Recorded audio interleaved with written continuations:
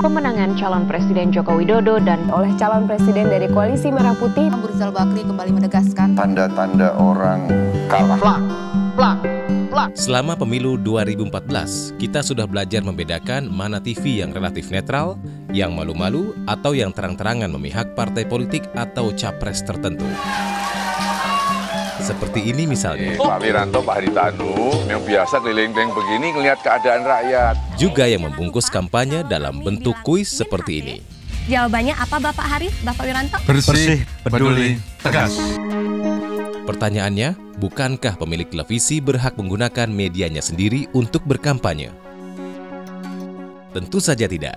Siaran televisi yang kita tonton di rumah secara umum terdiri dari 3 bagian. Pesawat televisi yang menerima siaran, stasiun televisi yang menyiarkan, dan gelombang elektromagnetik yang menghantarkan siaran.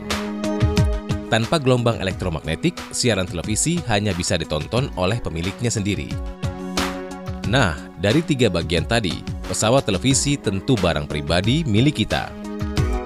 Stasiun televisinya adalah milik perusahaan yang sahamnya dimiliki oleh mereka. Tapi frekuensi atau gelombang yang menghantarkan siaran TV atau radio adalah milik publik atau milik rakyat Indonesia. Ini seperti trotoar yang merupakan milik publik, terutama pejalan kaki. Trotoar bukan milik toko atau perkantoran, juga bukan milik pengendara motor. Frekuensi sendiri adalah sumber daya alam yang jumlahnya terbatas. Masih ingat kan bunyi Undang-Undang Dasar 1945 Pasal 33? Bumi, air, dan kekayaan alam yang terkandung di dalamnya dikuasai oleh negara dan dipergunakan untuk sebesar-besar kemakmuran rakyat. Karena itulah televisi dan radio merupakan media yang unik. Berbeda dengan media cetak, televisi bersiaran menggunakan frekuensi yang merupakan ranah publik dan bersifat terbatas. Karena itu pengaturan atasnya sangat ketat. Lihat saja jumlah radio di kotamu. Hanya tersedia di antara gelombang 87 hingga 108 MHz. Lebih atau kurang dari itu, frekuensi dipakai untuk komunikasi yang lain, seperti keperluan militer atau transportasi udara.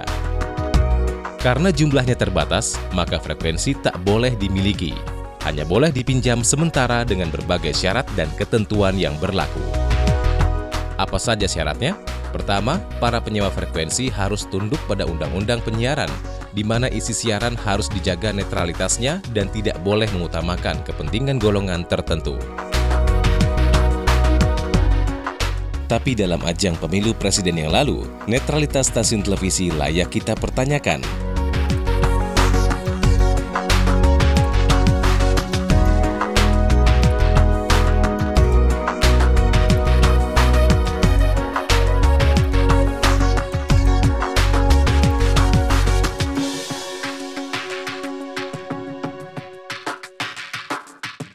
Apakah mereka melanggar undang-undang?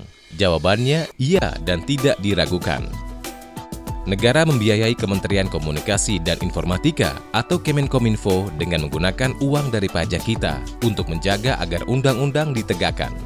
Tugasnya harusnya memastikan agar frekuensi tidak disalahgunakan oleh para penyewanya. Lalu dengan pajak kita pula negara membentuk Komisi Penyiaran Indonesia atau KPI. KPI ini harusnya menjadi semacam KPK untuk mengawasi televisi. Nah, selain bekerja berdasarkan Undang-Undang Penyiaran, KPI juga membuat peraturan yang lebih rinci yang diberi nama Pedoman Perilaku Penyiaran atau disingkat P3 dan Standar Program Siaran atau SPS.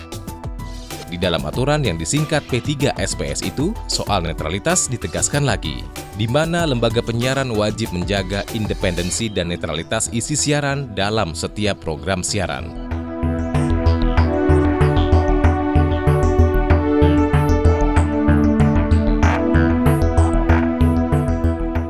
Tapi bagaimana bila kita kecewa atau bahkan dirugikan oleh stasiun televisi?